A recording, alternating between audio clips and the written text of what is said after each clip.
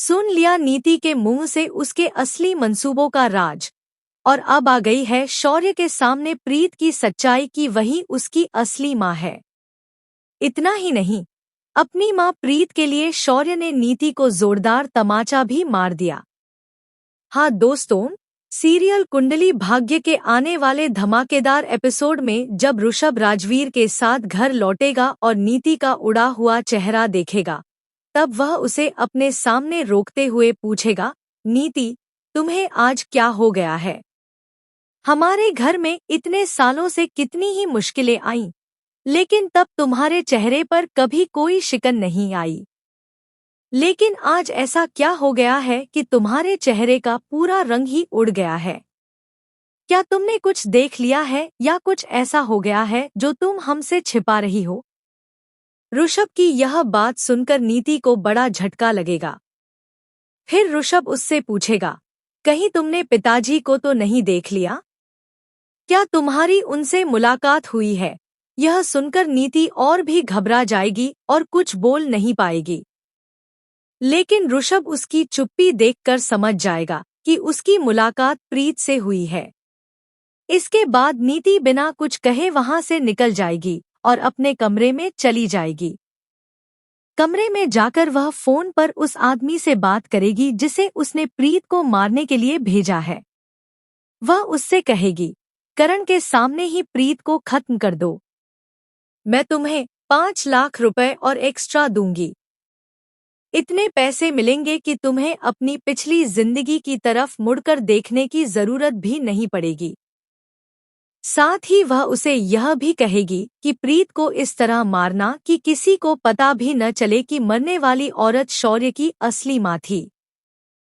इसी बीच नीति के कमरे में पीछे से कोई और नहीं बल्कि शौर्य आ जाएगा। शौर्य चुपचाप खड़ा होकर नीति की सारी बातें सुन लेगा। जब नीति फोन पर बात खत्म करके पलटेगी, तो सामने शौर्य को देखकर वह एकदम घबरा जाएगी। लेकिन फिर वह मासूम बनने का नाटक करते हुए कहेगी, शौर्य बेटा, तुम आ गए। तुम्हें पता है आज मैं तुम्हारे लिए कितनी परेशान हो गई थी। तुम्हारे साथ जो जानलेवा हादसा हुआ था, उसे देखकर मेरी तो नींद ही उड़ गई। ऐसा लग रहा था जैसे मेरी जान ही निकल जाएगी। यह सुनकर शौर्य गुस्से में कहेगा, बस मॉम, अब और ज्यादा मेरे सामने दिखावा मत कीजिए। क्या आप आज मेरी असली माँ से मिली हैं? प्रीत से मिली हैं? वो कहाँ है? यह सुनकर नीति हैरान बनने का नाटक करते हुए कहेगी, कौन प्रीत? तुम किसकी बात कर रहे हो? तुम्हारी माँ तो बहुत साल पहले ही मर चुकी है। तुम्हें मैंने पाल पोस कर बड़ा किया है। लेकिन शौर्य कहेगा, मॉम, मैंने अभी अभी फोन पर आपकी सारी बातें सुन ली हैं। आपने मेरी माँ प्रीत को मारने के लिए किसी आदमी को भेजा है।